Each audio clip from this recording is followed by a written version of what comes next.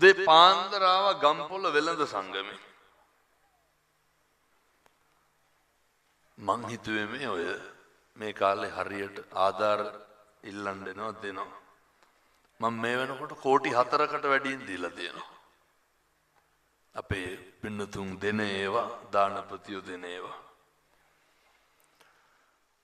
මේ ඇත්තෝ ඇවිල්ලා කිව්වේ එකම දේ හාමුදුරුවනේ ජීවිතේ නැති වෙන්න දෙයක් නැහැ. විශාලා මහනුවර ගම්පොලින් දැක්කා. හිත හැදෙන්න ඉක්මනට බණ ටිකක් කියලා යන්න. ආශ්චර්ය. දෙමළ මිනිස්සුත් ආවා. මුස්ලිම් මිනිස්සුත් ආවා. සිංහල මිනිස්සුත් ආවා. ඒ සේරම ඇවිල්ලා කිව්වේ හාමුදුරුවනේ ඉක්මනින් ගම්පොලට එන්න බණක් කියන්න. මං කිව්වා ඇයි ගම්පොලක් නැහැ. මේ ප්‍රදේශයට වෙච්ච විපත්ති හරි අඩුයි. ආපදා එමටම ඇති. සංසාරේ කරපු අකුසල් වල බරපතලකම කොච්චරද කියනවනම් හාමුදුරුවනේ කෝටිපති පවුලක්. ඔය නේ කෝටි ගානක රත්තරම් බඩු බොක්ස් එකක දාගෙන ගෙදරින් එළියට බැස්සලු. ඒ ළඟින් වතුර පාරක් යන හින්දා යාළුවෙක්ගේ ගෙදර ගිහිල්ලා. යාළුවාගේ ගෙදර ගිහින් ඉන්නකොට මහරෑ වෙනකොට යට තට්ටුවට වතුර ඇල්ලුවලු. කට්ටිය හිතුවලු උඩ තට්ටුව තියෙනවනේ. කවදාවත් කිසිම කෙනෙක් මෙහෙම අසරණ වෙන්න හොඳ නැහැ. කවදාවත් පින්නතුනි කිසි කෙනෙකුට මෙහෙම මරණයක් අත් වෙන්න හොඳ නැහැ. මම ඔය පින්නතුන්ගෙන් ඇහුවා කියනවා හාමුදුරුවනේ යට තට්ටුවට වතුර පිරිච්ච හින්දා වෙන්න කට්ටිය උඩ තට්ටුවට ගිහිල්ලා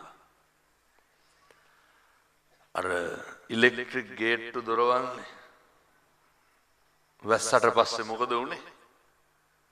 හාමුදුරුවනේ දොරවල් අරින්න බෑ ගේට්ටු අරින්න බෑ කරන්ට් එක ගියා. කඩන්නද? බහින්න බෑ යට තට්ටුව පිරිලා ගහගෙන යනවා. මට පාන්දර 2ටත් එදා කෝල් ආවා චොපර් එකක් හරියවන්න කියලා. ඒ කෝල් එක ගන්නකොට ඇහෙන්නේ පරක් තරක් නැතිව බේර ගන්න කියන හඬ විතරයි. හාමුදුරු කෙනෙක් කියනවා ගම්පොළ ටවුන් එකේ අපේ මේ ජීවිතේ මරණ බය ජීවිතය කියන්නේ මොකක්ද කියන එක මේ මිනිස්සු දැන් හැල්මේ දිව්වට මොකද එදා දැවුණලු. හාමුදුරුවනේ 6 දෙනෙක් මැරිලා හිටියා උඩ තට්ටුවේ පරාලවල එල්ලිලා. වතුර පිරෙනකොට එල්ලෙන්න තියෙන අන්තිම එක මොකද්ද? බාල්කෙත් නෙමෙයි පරාලේ 6 දෙනාම මැරිලා. 6 දෙනාම මැරිලා. මොන දුකක් විඳින්නද? පින්නතුනේ වතුර පෙවිලා මැරෙනවා කියන්නේ. මේ දරුවෝ ඉස්සරහ අම්මා තාත්තා ඉස්සරහ ප්‍රාර්ථනා කරන්න මේ වගේ ව්‍යසනයක් නම් දලදා හාමුදුරුවන්ගේ ආනුභාවයෙන් ආය මේ ලංකාදීපයට එන්න එපා සාදු කියලා ප්‍රාර්ථනා කරන්න. අපි දැක්ක මේ පැතිවල මේ පින්නතුනි මොකටද කියලා ජීවිතේ දෙනවා. සමහර ගෙවල් වල මඩ දාලා තියෙනවා දකින්නද? රත්තොට පැත්තේ ආමුදුරෝනේ උළුවහු වලට උඩින් මඩ අදිනකොට මිනි හම්බුණා. ඔන්න මරණයේ වේදනාව. මොකක්ද මේකේ පිරිමහන්න තියෙන එදිරිවාදිකම? මොකක්ද මේකේ පිරිමහන්න තියෙන වෛරය? මොකක්ද මේකේ අනෙකත් එක්ක රණ්ඩු දබර වෙලා ඔට්ටු තට්ටු වෙලා මොකක්ද අපිට බේරගන්න තියෙන්නේ? අපි මේ ලෝකේ මහා හිතන්නේ නැති විදිහට මරණ මිනිස්සු. හිතන්නේවත් නැති විදිහට ජරාවටපත් වෙන මිනිස්සු.